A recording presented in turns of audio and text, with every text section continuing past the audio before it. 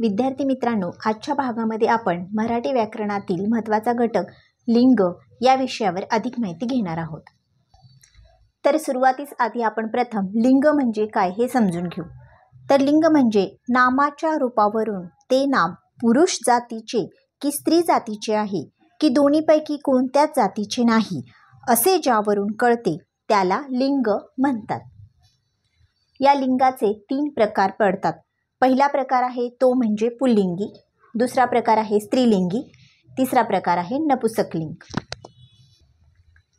लिंग प्रकारातील पहिल्या प्रकाराची आपण माहिती घेऊ। पहिला प्रकार आहे तो म्हणजे पुल्लिंगी। तर पुरुष जातीचा बोध करून देणाऱ्या शब्दाला पुल्लिंगी शब्द म्हणतात। म्हणजेच या पुल्लिंगी शब्द कसे ओळखायचे, तर तो या सर्वनामाने या पुल्लिंगी शब्दाचा उल्लेख केला जातो। त्याची आपण उदाहरणे बघूया। तो मुलगा,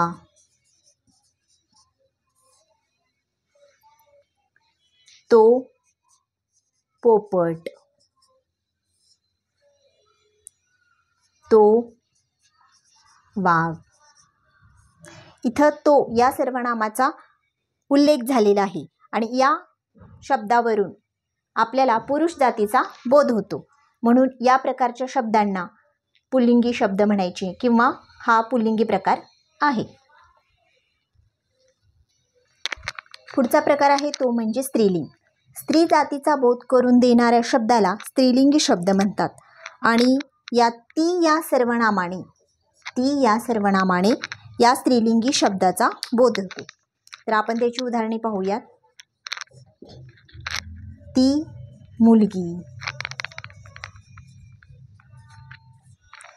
ती मैना,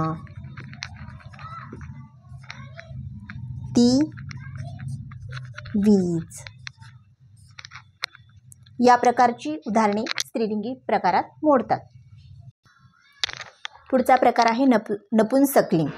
ज्या नामावरून पुरुष किंवा स्त्री या कोणत्याच जातीचा बोध होत नाही त्याला नपुंसकलिंगी शब्द म्हणतात। तर ते या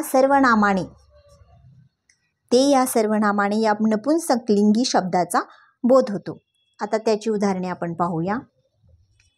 ते मूल किंवा ते फूल, ते कोकरू।